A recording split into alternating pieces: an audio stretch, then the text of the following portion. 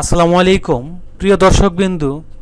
আমাদের অনেকেরই মনে একটা প্রশ্ন জাগে, যারা আমরা কম্পিউটার ইউজার আছি, যে আচ্ছা আমরা যে মোবাইল ফোনের অ্যান্ড্রয়েড অ্যাপগুলা, সেই অ্যাপগুলা কি কম্পিউটারে ইউজ করা সম্ভব? অর্থাৎ আমার ল্যাপটপ বা কম্পিউটার আছে, আমি কি মোবাইলের অ্যাপগুলা কম্পিউটারে ইউজ করতে পারবো? সেটা কিভাবে সম্ভব? এর উত্তরটা হলো হ্যাঁ। আপনি যেরকম প্লে স্টোরে যেয়ে অ্যান্ড্রয়েড অ্যাপগুলা মোবাইলে ডাউনলোড করেন, ইনস্টল করেন, হুবহু কম্পিউটার বা ল্যাপটপেও আপনি আপনার অ্যান্ড্রয়েড অ্যাপগুলাও ইউজ করতে পারবেন। আমরা প্রায় 95% লোকই এই সিস্টেমটা কিন্তু জানি না। তো বন্ধুরা, এই কাজটি করার জন্য আপনাদের প্রয়োজন হবে একটি ইমিউলেটর। ইমিউলেটরটা কি? ইমিউলেটরটা হলো, ধরেন আপনার কম্পিউটারে উইন্ডোজ 10 বা 11 দেওয়া আছে, এটা একটা অপারেটিং সিস্টেম। তো এই অপারেটিং সিস্টেমের উপরে আরেকটি অ্যান্ড্রয়েড অপারেটিং সিস্টেম দাঁড় করাইতে হবে। তো চলেন ভিডিওটা শুরু করা যাক। গুগল ক্রোম ব্রাউজারে ডাবল ক্লিক করে দিলাম। এরপরে আপনারা দেখতে পাচ্ছেন একটি ইউআরএল বা সার্চ বার আছে, এখানে লিখবেন ব্লুস্ট্যাক্স। ব্লুস্ট্যাক্স লেখার পরে কিবোর্ড থেকে এন্টার বাটনে প্রেস করবেন। আপনারা জাস্ট এরকম একটি ওয়েবসাইট পেয়ে যাবেন। এই ব্লুস্ট্যাক্স ওয়েবসাইটের উপর একটা ক্লিক করে দিলাম। এখন আপনারা দেখতে পাচ্ছেন ডাউনলোড ব্লুস্ট্যাক্স। এই ডাউনলোড ব্লুস্ট্যাক্সে ক্লিক করে দিলাম। এরপরে এটা ডাউনলোড হওয়ার পরে এটাকে কপি করে আমরা জাস্ট সিম্পলি ডেস্কটপে পেস্ট করে দেব।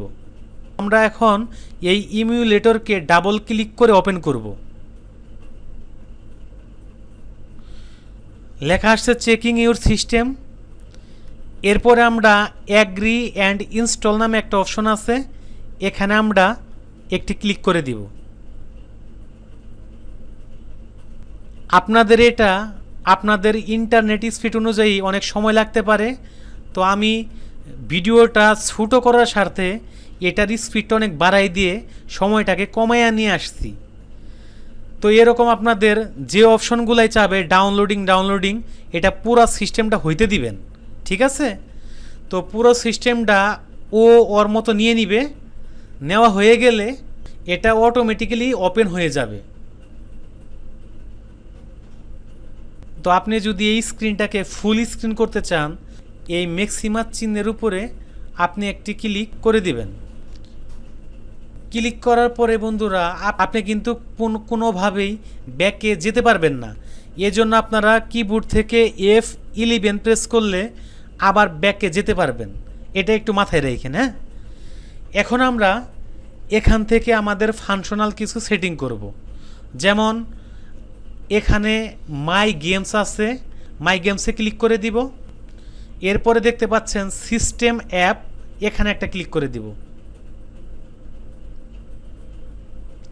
এরপরে দেখতে পাচ্ছেন প্লে স্টোর, এই প্লে স্টোরে একটা ক্লিক করে দিব। এরপরে যে সাইন ইন অপশন আছে, এখানে সাইন ইনে ক্লিক করব। এরপরে আপনার যে কোনো একটা জিমেইল দিয়ে নেক্সট বাটনে ক্লিক করে দিবেন।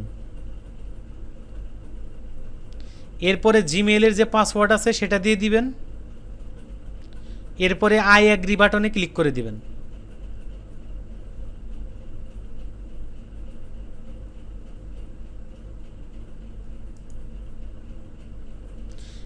আমি ডোন্ট টার্ন অন এই অপশনে ক্লিক করে দিলাম।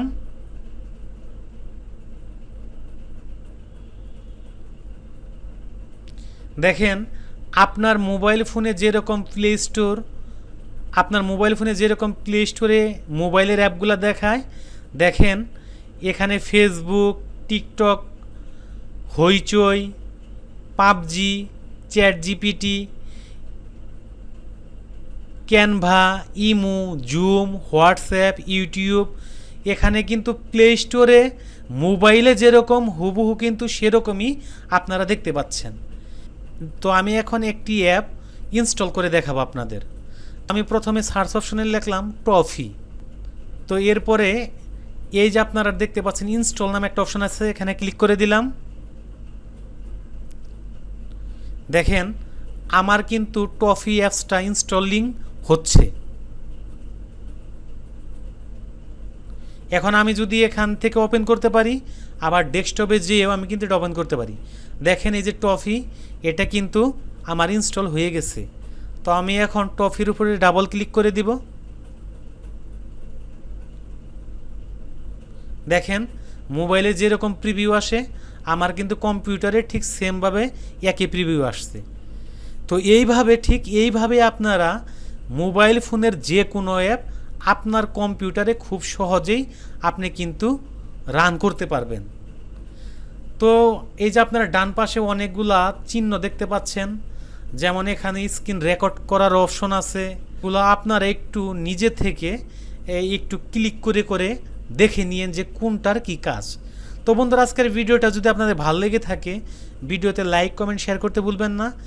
যারা প্রোফাইল বা ফেসবুক পেজ থেকে ভিডিওটি দেখতে পাচ্ছেন, পেজটাকে ফলো লাইক করে দেবেন। আল্লাহ হাফিজ।